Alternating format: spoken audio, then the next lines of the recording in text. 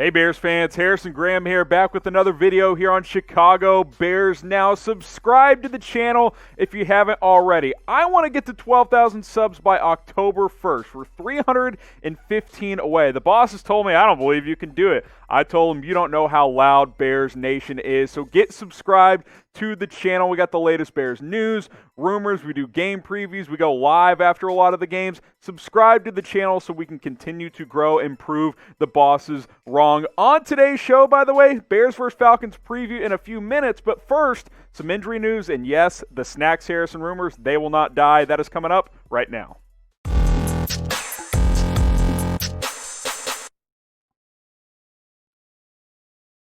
Before we get to the latest on Snacks, let's start with some injury news. John Jenkins is heading to IR. The defensive nose tackle position, if you will not get solved for Chicago as lots of depth issues continue to arise. This is a team that's been able to stay relatively healthy so far in the early part of the season, which is good, but now Jenkins is going to IR. Tore a ligament in his thumb against the Giants, tried to play through it, but now they have made the decision to put him on IR, which means he'll miss at least 3 weeks.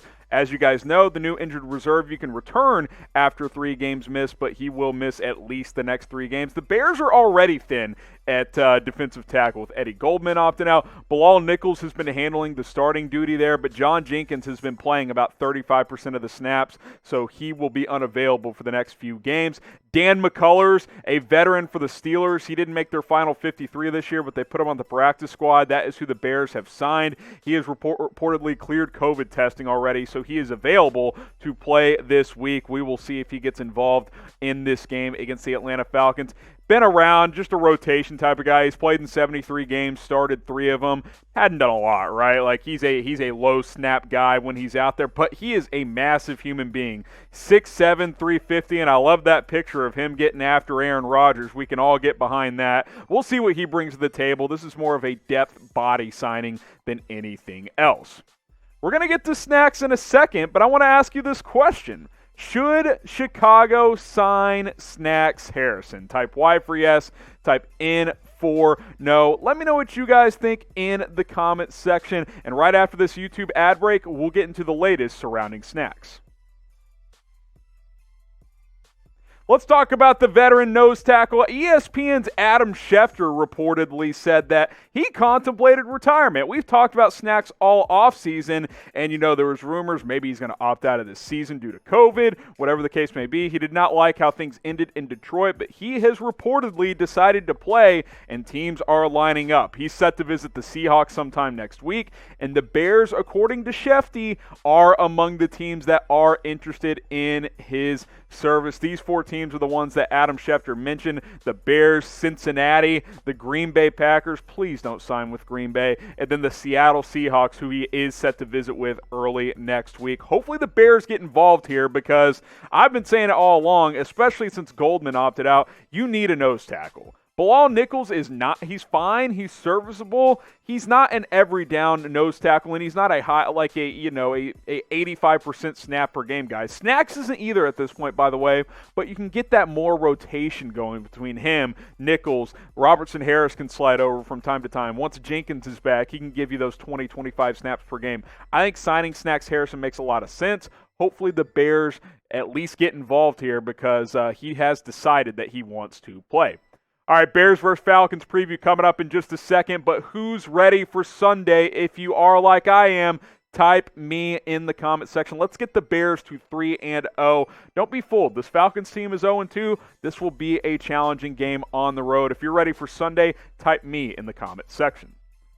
So let's get to my 3 keys to victory. 1 o'clock Eastern time kick this Sunday afternoon. I'll have game grades up on the channel right after the game. Number 1, run, David, run. Continue to feed David Montgomery. I think he needs to get more touches, averaging about 15 carries per game, getting 5 yards per carry, 146 rushing yards so far. I thought he was huge down the stretch against the Detroit Lions as they tried to, as they chewed that clock to try and put that game away. This rushing attack in general has been good, led by David Montgomery. Tariq Cohen has been affected. Cordero Patterson, Mitchell Trubisky, This is a good rushing attack that is 9th in the NFL in rushing, led by Montgomery's 5 yards per carry. I like this Bears rushing attack led by Montgomery. Continue to feed this guy in Atlanta. Over under 1,100 rushing yards for David Montgomery. Type O for over, type U for under. Just rushing yards here. He's on pace for about 1,150 right now. So right on pace to hit that over 1,100 yard mark. Let me know. Type O for over or type U for under. This Bears Against the World t-shirt is available for just $24.99 right now. The reason I'm plugging this shirt right now is it's kind of the Bears Against the World mentality, right? Chicago's one of the only 2-0 teams remaining. I think there's 11 teams left in the NFL that are unbeaten, yet no one's respecting them yet. Yeah, the games haven't gone smoothly so far, but this team is 2-0. You got to have this Bears Against the World mentality. That's how this team has represented itself this year. Get a t-shirt at chatsports.com/BearsWorld. They're only $24.99, so take advantage right now. Number 2, A-Rob steps up. I think Allen Robinson has a big week this week for a couple of reasons. There was a lot of distractions leading up to that Giants game with the contract negotiations. He deleted stuff off social media. I think he locks back in and plays much better. This is not the A-Rob we're used to. That second interception thrown from Trubisky, that's a ball A-Rob should come down with. I think he will bounce back against the Giants in week 3 and show why he should get paid. You guys know what to do. #AR. But also, the Falcons defense, it's bad. It is very, very bad. This is a brutal defense for the Atlanta Falcons. They don't do well as a passing defense. They give up a ton of yards. So, feed Allen Robinson. He should have a big game on Sunday. You guys know what to do. #AR. I already mentioned it once. Get it going. I know we were a little frustrated at his game last week. This guy's a number 1 receiver. Let's get it trending in the comments, on social media, anywhere you post, extend AR. I better see 100 of these in the comments section.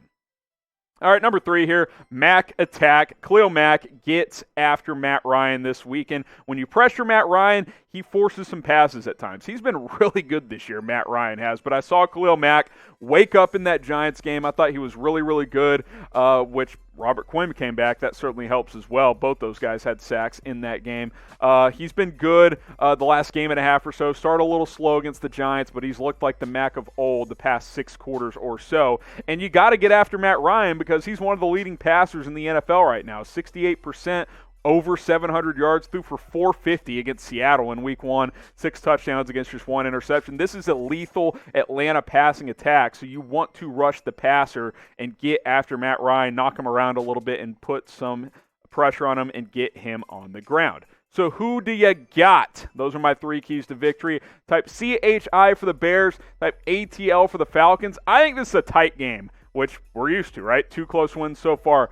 Give me the Bears 24-20 on the road. I think it'll be a little lower scoring than people expect. Bears will get some key stops. 24-20. Chicago gets it done in Atlanta to move to 3-0. Just a quick reminder, my 3 keys to victory here. Run, David, run. Allen Robinson steps up. Khalil Mack gets after the quarterback. These are the keys to getting this done. Bears are underdogs on the road this week in Atlanta, but I think they find a way to win this game. Predict who you got winning. Also, get your score predictions in there. That's always a lot of fun for me. 24-20, Bears win.